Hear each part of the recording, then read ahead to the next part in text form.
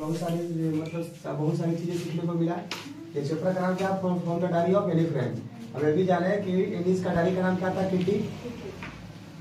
Any की एक बहन भी थी, मार्गोट फ्रेंड, है ना। हमें भी जाना है कि एनी की माँ का जो नाम क्या था, आज जिसका लिखे हैं हम, माँ का नाम क्या था? एडिथ होलेंडर, है ना। तो हम लोग डायरेक्ट चलते हैं क्वेश्चन में। क्वेश्चन क्या आप लोग के लिए बहुत इंपॉर्टेंट है, तो ध्यान रखना आपको है। जो भी एग्जाम आपका होता है, प्रोजेक्ट ट्रेल हो गया या SA1 हो गया, SA2 हो गया या फाइनल, हम मेरा तो बोलते हैं फाइनल। देखिए क्वेश्चन क्या है, पढ़ो। कोई पढ़ सकता है? पुष्पा पढ़ो।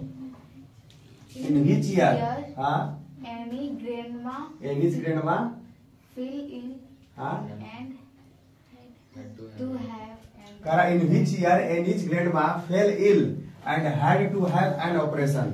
करा है कौन सा वर्ष एनीज की दादी माँ फेल मतलब बीमार पड़ी और उनको क्या पड़ा? एक ऑपरेशन कराने का जरूरत पड़ा था। कब? इन 1941।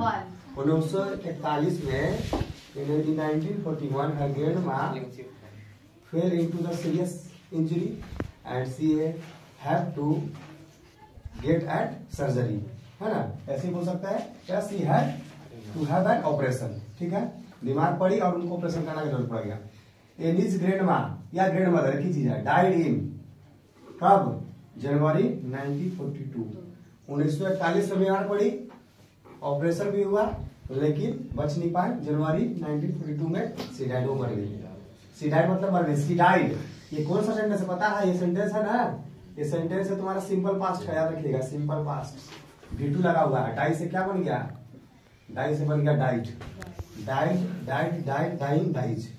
क्वेश्चन देखिए 17। व्हाट वाज द एनीज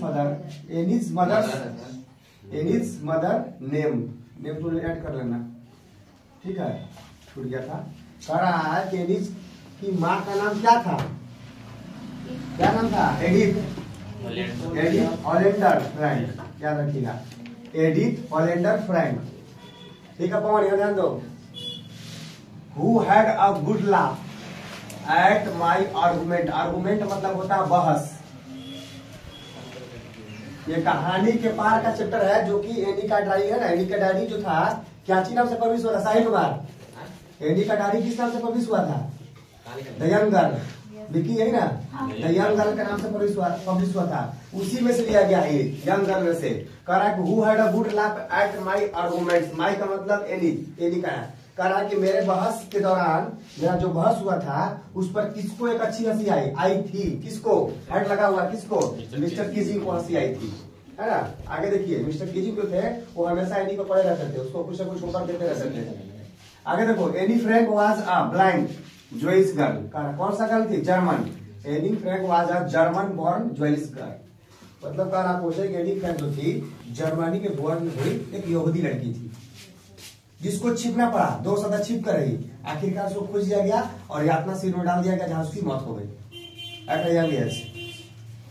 20 देखिए, blank in a diary is a really strange experience someone like any. कह रहा है कि क्या डायरी में लिखना, राइटिंग इन अ डायरी में लिखना एक क्या है? एक अद्भुत फीलिंग है, एक बहुत ही क्या सचमुच अद्भुत एक क्या होता फीलिंग है। किसके लिए लग रहा था? समवन लाइक एनी के, मतलब एनी के जैसा मतलब कि एनी के जैसा, मतलब एनी जो थी उसको डायरी में लिखना क्या लग रहा था? एक अलग फीलिंग लग रहा था, स्ट्रेंज फीलिंग, है ना। किसी को भी तुम लोग डायरी में लगा था कुछ अलग लिख रहे हैं, वो भी तो लिखती है तुम लोग, लेकिन डायरी का लिखने लगे it was really expect strange feeling, वही लगा था। समवन लाइक एनी के लिए डायरी में लिखना क्या था? एक स्ट्रेंज फीलिंग था। तुम लोग भी डायरी लिखो, एक फीलिंग अलग आएगा। इसलिए जस्ट लाइक एनी को भी लग रहा था कि हम डायरी में लिख रहे हैं, ये क्या है मेरे लिए? क्या है? स्ट्रेंज फीलिंग है, एक अद्भुत नहीं होता महसूस, स्ट्रेंज फीलिंग। आगे देखिए 21। फ्रॉम विच स्कूल, खुद से लोग बनाया। फ्रॉम विच स्कूल, कौन सा स्कूल से एनी स्टार्टेड राइट अवे हर स्कूलिंग। कह रहा है कि किस स्कूल से एनी जो थी अपना पढ़ाई, अपने स्कूलिंग से शुरुआत की। कौन सा स्कूल से? तो मोंटेसोरी नर्सरी स्कूल से स्टार्ट की वो, जहां वो 6 क्लास तक पढ़ी। फॉर्म मतलब क्या होता है? 6 क्लास। आगे क्वेश्चन देखेंगे 22 देखिए, what was the name of Annie's teacher in the 6th form. 6th form मतलब 6 क्लास।